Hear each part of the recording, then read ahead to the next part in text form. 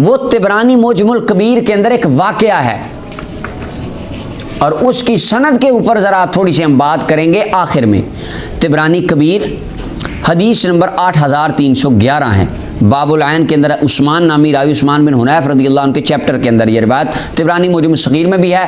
क़ाल तबरानी अल हदीसु सहीहुन, इमाम तबरानी आज से तकरीबन 1100 साल पहले आप कह गए ये हदीस सही है। लेकिन अल मुजमुल कबीर तबरानी के अंदर इसका अगला हिस्सा भी मौजूद है, लेकिन ये वाला जो पोर्शन है ये सही सनद के साथ साबित नहीं। आज को उठ के बंदा 20 साल पहले कही हदीस ज़ईफ है हम नहीं मानते, तो तू ना मानो। 1100 साल पहले 1000 साल पहले मुहद्दिसीन कह गए कि ये वाकया सही है। अब सुने, ये सहाबा ने मिलाद मनाया था, सहाबा इकराम ने अंगूठे चूमे थे, सहाबा इकराम ने ये किया था। और सहाबा, अब देखें सहाबा ने जो किया है चलो यही मान लो जो सहाबा कीता है, सहाबा ने देखें क्या किया। तिबरानी कबीर की रिवायत है, हज़रत उस्मान इब्न हुनैफ हदीस के रावी हैं। आपका वाक़या है। अबू उमामा बिन साल बिन हुनैफ कहते हैं, उन्होंने अपने चचा हज़रत उस्मान से रिवायत करते हैं, अन्ना रजुलन कान यख्तलिफु इला उस्मान इब्न अफ़्फ़ान रज़ियल्लाहु अन्हु फ़ी हाजतिन लहू। एक बंदा था, उसको हज़रत उस्मान गनी रज़ियल्लाहु अन्हु से कोई काम होता था, उसने जाना तो हज़रत उस्मान उसकी तरफ तवज्जो नहीं फरमाते थे रज़ियल्लाहु अन्हु। आप चूँकि मसरूफियात बहुत ज़्यादा थी, उसकी तरफ ध्यान नहीं जाता था और उसकी जो ज़रूरत थी वो पूरी नहीं हो रही थी। वो हज़रत उस्मान बिन हुनैफ के पास आया, फ़शका ज़ालिका इलैहि, और आके उसने कहा जी मैं कितनी देर हो गई उस्मान गनी रज़ियल्लाहु अन्हु के पास जाता हूँ, मेरा काम नहीं होता, आप तवज्जो की वजह से, मसरूफियत की वजह से मेरे काम की तरफ तवज्जो नहीं फरमाते।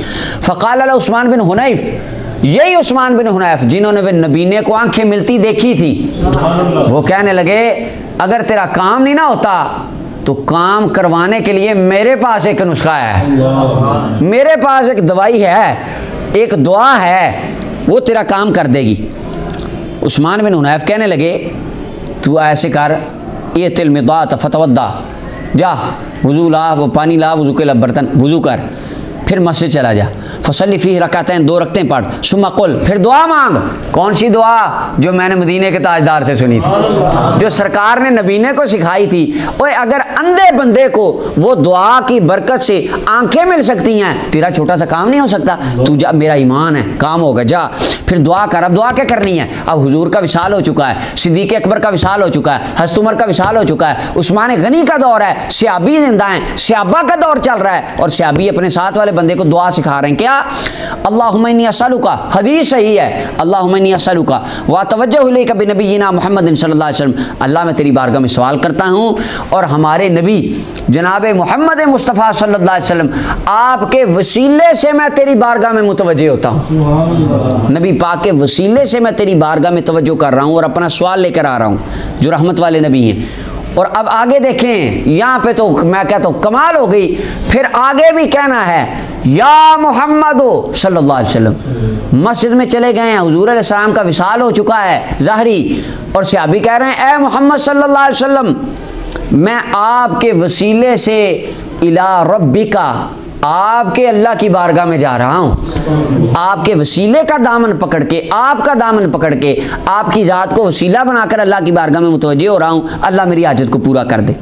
और फिर आगे फरमाया, आगे तूने अपनी हाजत का नाम ले लेना है कि मेरा क्या काम है। या अल्लाह तेरी बारगाह में नबी करीम सल्लल्लाहु अलैहि वसल्लम का वसीले से दुआ करता हूँ, हुजूर या रसूल अल्लाह मैं आपके वसीले से अपने अल्लाह की बारगाह में मुतवज्जे हो रहा हूँ, या अल्लाह मेरा ये काम कर दे। ये दुआ करनी है तूने जाके, हत्ता जा फिर जा जल्दी उठ। फन तलक़ रजुल फसना मा क़ाल क़ाल उस्मान, वो गया बंदा, वो सहाबी गए जो भी थे, वो गए, जाके उन्होंने बैठे, उन्होंने दुआ की, ये सारा काम किया। तो और फिर ना फ़ौरन उसी दिन वो कहते हैं फ़ाद खला उस्मान इब्न अफ़्फ़ान, उन्होंने गए, उसके बाद उस्मान गनी रज़ियल्लाहु ताला अन्हु के पास जब वो गए ना, हज़रत उस्मान फरमाने लगे देख ज़रा बाहर बंदा कौन है। अपने दरबान को कहते हैं, उस्मान के दरवाजे पर आए, फजाल बवाब आया, दरबान दरवाजे पर खड़ा, उसने उस बंदे का हाथ पकड़ा सहाबी का, उनको अंदर ले गए, उस्मान ने बिठाया और उसको बिठाया अपने साथ, फरमाया तेरा काम क्या है। उसी दिन उसी टाइम हज़रत उस्मान गनी फरमाते भाई तेरा काम क्या है। उसने कहा जी मेरा ये काम है। उस्मान गनी ने फरमाया ये ले, ये काम मैंने तेरा कर दिया, और कुछ हो। यानी दुआए वसीला, हुजूर के वसीले से रब की बारगाह में अभी दुआ करके फ़ारग नहीं हुए, अल्लाह ने जनाब उस्मान गनी को बंदे के काम की तरफ मुतवज्जे करा दिया। मुतवज्जे अल्लाह ने कराया, काम रब ही करता है, लेकिन वसीला काम आ जाता है। आगे फिर कहते हैं मैं वापस आया, उस्मान गनी रज़ी अल्लाह तआला से उठ के उस्मान बिन हुनैफ के पास आया। मैंने कहा जनाब कमाल की दवाई है, क्या आपका नुस्खा है कि जो विद इन सेकंड्स चलता है? मैं अभी दुआ मांग के बाहर आया हूँ, उस्मान गनी के दरवाजे पर उन्होंने मेरा काम कर दिया, तो ये आपको दुआ मिली कहाँ से? फरमाया मैंने सोहबत मुस्तफ़ा से हासिल की है। एक नबीने को आंखें मिलती मैंने खुद देखी हैं। ये दुआ महबूब अलैहिस्सलाम ने एक नबीने को सिखाई थी, मैंने वहाँ से ये दुआ ली और दिल में संभाल के रख ली। लिहाजा जब कोई काम नहीं होता मैं यही दुआ बताता हूँ, रब ताला हर तरह की मुश्किलों को हल फरमा देता है। तो ये दुआए वसीला है, आप जब भी दुआ करें ये दुआ करें, अल्लाह मैं तेरी बारगाह में तेरे हबीब अलैहिस्सलाम की ज़ात मुबारका के वसीले से दुआ करता हूँ। और फिर आगे कहें या रसूल अल्लाह आपका दामन थाम के मैं अल्लाह की बारगाह में आया हूँ, अल्लाह तुम मुझ पे रहमत फरमा दे, तो वो दुआ कबूल ही कबूल हो जाएगी। अच्छा अब यहाँ पे हदीस सही है, इस हदीस के तमाम रावी सिका हैं।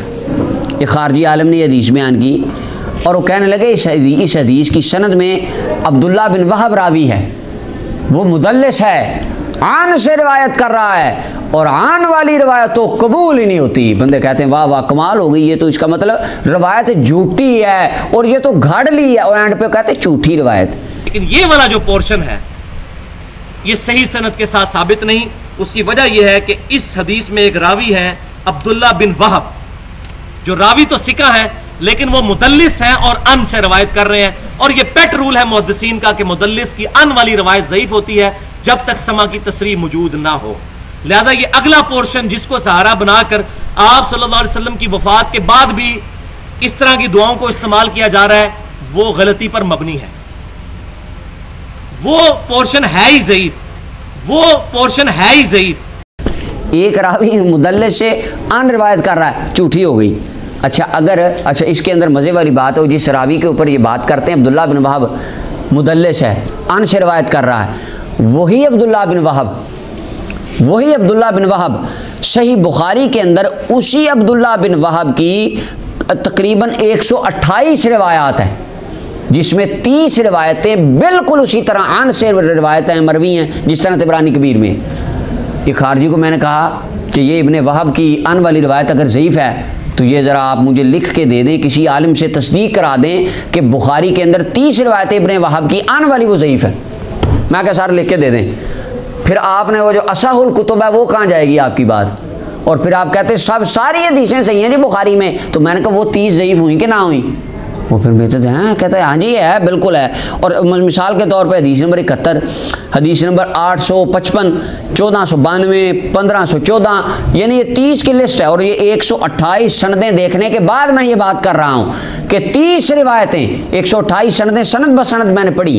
ये अभी ये बैठे ये हम यही काम कर रहे थे, उसके अंदर 30 रिवायतों के अंदर यही अब्दुल्ला बिन वहब है, अन से रिवायत कर रहा है, लेकिन किसी खारजी को दिखाएं कहेंगे ये हदीस सही है। मेरे भाई ये बिल्कुल ठीक हदीस है, बुखारी में है, क्योंकि सारे इब्ने वहब रावी है और अन से रिवायत कर रहा है। ये तो रिवायत जाली और झूठी नहीं होती जिस तरह तिबरानी कबीर के अंदर है। तो कहेंगे नहीं वो तिबरानी है, बुखारी के लिए कायदा और तिबरानी के लिए और। मैंने कहा जी ये कुरान की किस आयत में लिखा है कि बुखारी के कायदे और हैं और तिबरानी के कायदे और हैं? किस सही हदीस में नबी सल्लल्लाहु अलैहि वसल्लम ने फरमाया अगर आन वाली रिवायत बुखारी में आए तो मान लेना, तिबरानी में आए तो वो ना मानना? ज़रा कुरान और सुन्नत से वाज़े कर दें, क्योंकि हम तो सिर्फ कुरान और सुन्नत को मानते हैं। तो नाराज़ हो गया, कहने लगा मौलाना आप किस तरह की बातें कर रहे हैं अजीब अजीब, ये तो मुहद्दिसीन के उसूल हैं, तो ये तो उसूल हदीस पे बात होती है, आपको तो उसूल हदीस का पता ही नहीं। मैंने कहा जनाब ये जो इब्ने वहब रावी है ये पहले तबके का मुदल्लिस है, ये भी मुहद्दिसीन नहीं लिखा है,